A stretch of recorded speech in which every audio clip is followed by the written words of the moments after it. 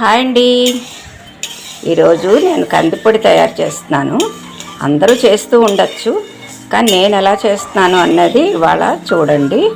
నేను 4 పప్పులు కలిపి చేస్తానండి. ఎందుకంటే ఈ కందిపొడి చాలా ప్రోటీన్స్ ఉంటాయి ఈ పప్పులన్నిట్లో.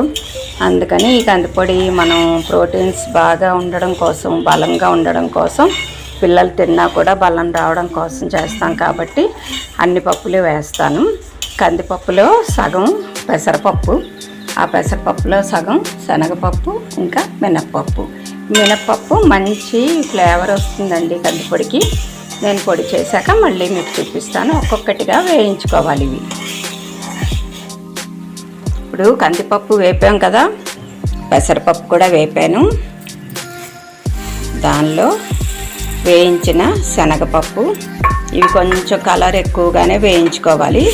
ఎందుకంటే పొడి చేశాక మళ్ళీ తెల్లగా అయిపోతుంది, అందుకనే ఎక్కువగా వేయించాలి. ఇది శనగపప్పు. ఒక 2 కప్పులు కందిపప్పు అయితే 2 కప్పులు పెసరపప్పు, ఇది కందిపప్పు. ఇవన్నీ బాగా చల్లారనిచ్చి అప్పుడు మనం మిక్సీ పట్టాలి. ఇందులోనే నేను ఈ సేవమిరపకాయలు తెలుసా మీకు? ఇవి చాలా ఘాటుగా, చాలా టేస్టీగా ఉంటాయి. ఎస్పెషల్లీ కందిపొడి కోసమే వేస్తారు మా ఇళ్ళల్లో ఆ సేవమిరపకాయలు. అవి ఇప్పుడైతే చాలా కారం ఉంటాయి. ఇంకా అలాగే వేడి పప్పుల మీదే కొద్దిగా జీలకర్ర. ఇంకా గుమ్మగుమ్మలాడిపోవాలి కందిపొడి అంటే తప్పనిసరిగా ఇంత ఇంగువ అయితే వెయ్యాలి. ఇది బాగా చల్లారాక మిక్సీ పట్టి పొడి చేసుకుంటే మన కందిపొడి రెడీ.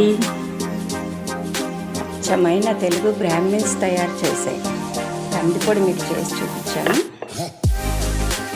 చాలా టేస్టీగా గుమ్మగుమ్మలు ఆడిపోతూ ఉంటుంది. ఇది తయారు చేస్తుంటే 4 ఏళ్ళకి సువాసన వ్యాపిస్తుంది. తిన్నాక 4 రోజులు ఆ రుచి నోట్లోనే ఉంటుందన్నమాట. అంత టేస్టీగా ఉండే కందిపొడి ఇది. అందరూ చేసుకొని ట్రై చేసి ఎలా ఉందో నాకు కమెంట్ చేయండి. Please subscribe.